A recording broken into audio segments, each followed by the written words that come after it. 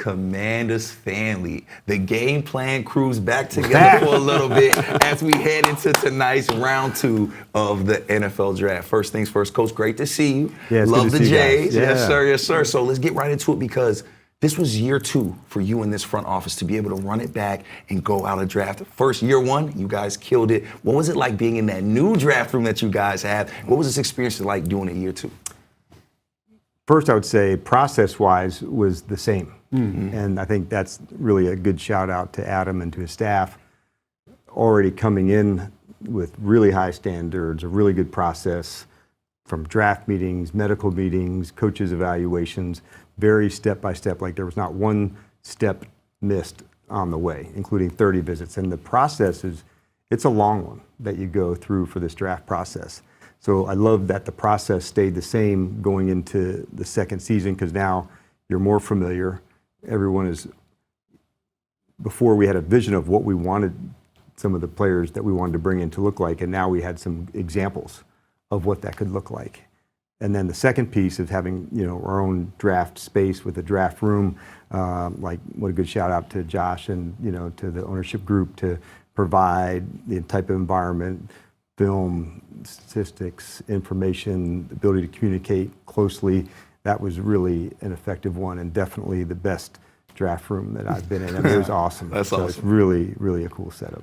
And I'm always fascinated by the draft specifically. And like on the night, I would imagine it's kind of like putting together a game plan, like night before the game, like hazing the barn a little bit. So like, what's the conversation like in the room? Or is it just like, hey man, yeah, we know what we want. Let's just walk that thing up there and just wait 10 minutes to keep the logo up on the screen a little bit longer. Yeah, I think, what's the old saying with Mike Tyson? Everybody's got a plan until you get punched out. Like, it's like in any football game. Like, no plan survives first contact. When you're at, like, if you were picking at 1, like 100%, you know what's going to happen. Lock that in. Yeah, and we were pretty certain how it was going to go last year based on, all that we had heard on the first pick. So that was similar to that. But at the space where we were picking last night, there was a lot that would have to go on and what would change, what would move around. So having the ability to identify a number of players, that's where I thought that Adam and his guys did a really good job of contingencies of this. And when you get to that spot, that's when people would covet that pick to come back into the first round for some others that may have been, out of the first round that wanted to get back in. But if a player that you really, wanted, that's a good opportunity to not get too risky, to say like this one. Yeah, right. And that's the case with Josh for sure. Lots of people valued him highly like we did. And so we're really pumped to have him. But it's a good process, but the longer, the further back, more, shifts to go and you're ready to adjust and you're ready to capitalize when opportunities are there. Well, it's also part of the preparation though too, yes, right? Like that's part of the whole thing, right? Yeah. And I think sometimes people can think, well, it's only all that preparation just for these guys. That's I don't look at it that way at all. You're also playing against them. Oh yeah. I never even thought about that. And there's free agency that comes again. There's undrafted, players. So like, I've never thought of it as just, we looked at all these players and you only selected 6 or 8 or 10. It's all information. Mm-hmm. And I so often remember a player, I remember him from Louisville. I remember him from Texas A&M, and he's a good player. This is things that you're going to have to want to deal with because early on in the season, you don't even have a lot of tape from their professional team yet, especially as a rookie or first-year player. So I've always thought of it like, think of it as competing, like all-encompassing. Sure. Not just for the knowledge of your own team, and you want to have a fit for you. Like, you don't evaluate for the NFL, you evaluate for the Commanders.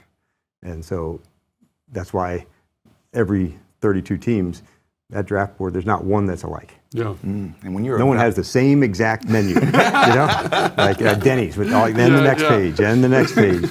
It's not that. Cheesecake Factory. Yes, yeah, cheesecake. Where it's like all these, they're all the same. If I go to one in Washington or one in Chicago, it's like the same menus. It's not the case.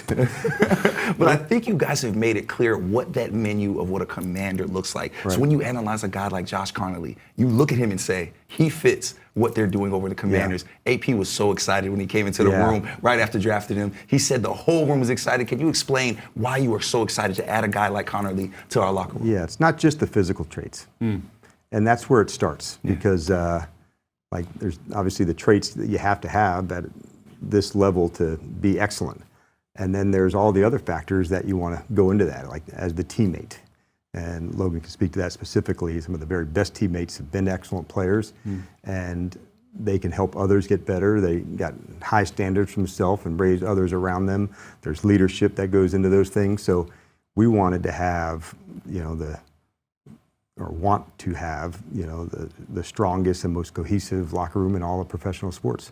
And so to do that, you've got to bring in men that are all about it and want to go compete, want to push one another, want to get better. And that's what Connerly represents through his time at Oregon. And you get lots of calls and texts afterwards from whether it's from their school or other people that evaluated them. But that's some of the things that don't show up on the tape that a fan or somebody doesn't know, kind of what's behind the ribcage on some of these players. And so for a guy like Connerly, the competitiveness, the toughness, you can see a lot of things on tape, but you also want to find out what the teammate is, and he's a really committed player. And you took your time with him, right? Because you had him in for a visit, you met with him at the Combine, you talked to him at the Senior Bowl. Like, how important are those tools in terms of, in Connerly's case, of saying, like, this is the guy we want, as opposed to, the scout's been watching him for 4 years. Like, I'm sure it's a combination of everything, but it just seems like you guys really did your homework on this player. Yeah, because so much of the scouts, they're everything for this. Yeah, right. How many of them have seen him for 3 years at Oregon.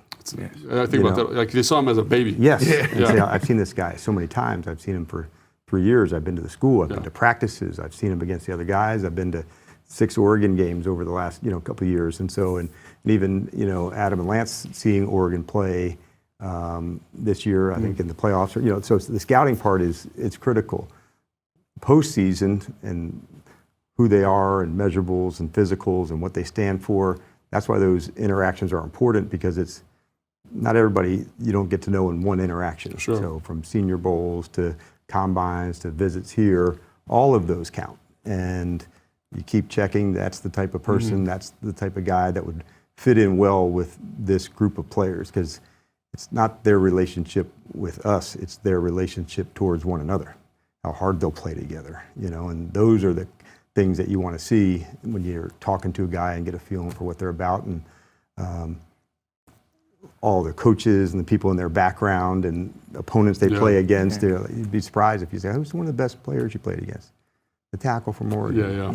So you just, write that down. And why? And what else? Who's, or who's one of the best teammates you guys have had? Or if you were coming here, who's one teammate you'd bring with you? That's cool. It doesn't mean the best player, man. If you could only bring one guy, like it's coming with you on the trip here and going to stay, like, who's that dude? And oftentimes might be a free agent, something like, okay, there's something here we got to find out about, and there's a lot that goes into it.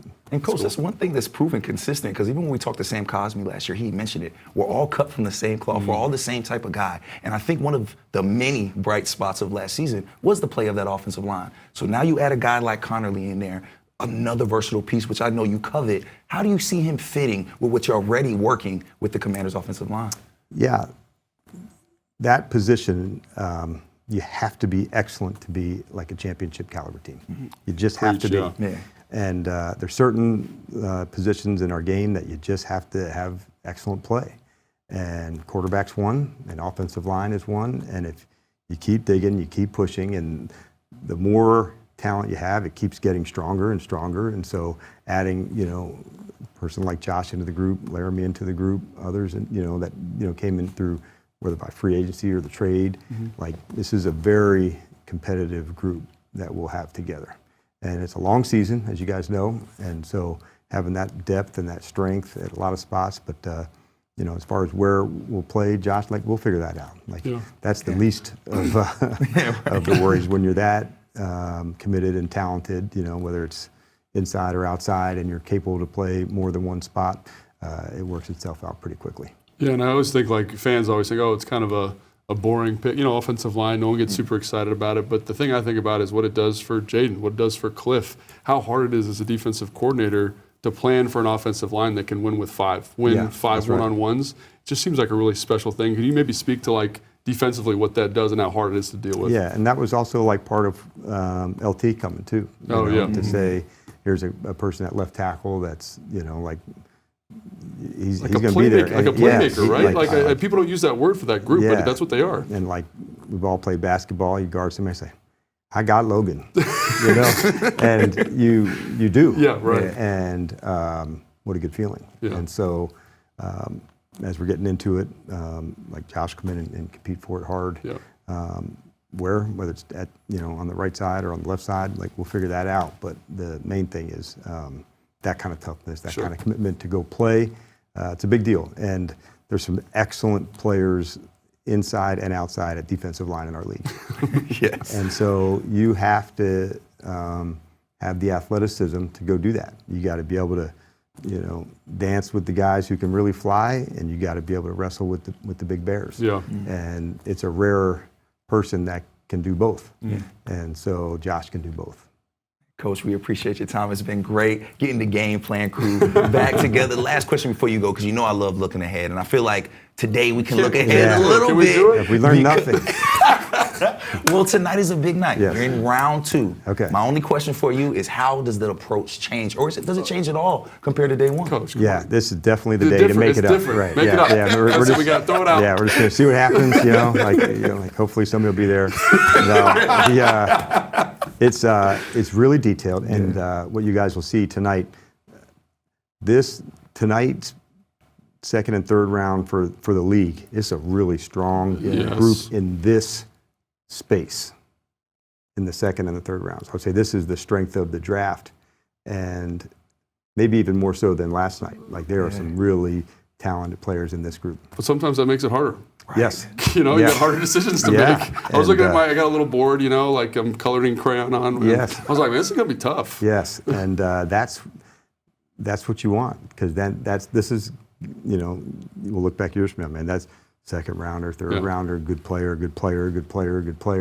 and there's a lot of good players that are going to be selected tonight all around the league, and but that's what I'm excited about to see tonight. So many of these players we've evaluated, and then you'll see the fit. Okay, I can see that, and sometimes you're trying to see what the other, how would they use that player, and but there's a lot of good players tonight that are going to go on around the league. So, and we'll add one tonight. Hey, Coach, It's exciting. if anything, I know all of us believe in you. We keep saying, let DQ and AP cook. That's the saying. Adam, you he's the guys. chef. Y'all have I been just get to cooking. Coach, we appreciate your time. Thank you for spending time with us, and good luck tonight. All right, thank you. Coach.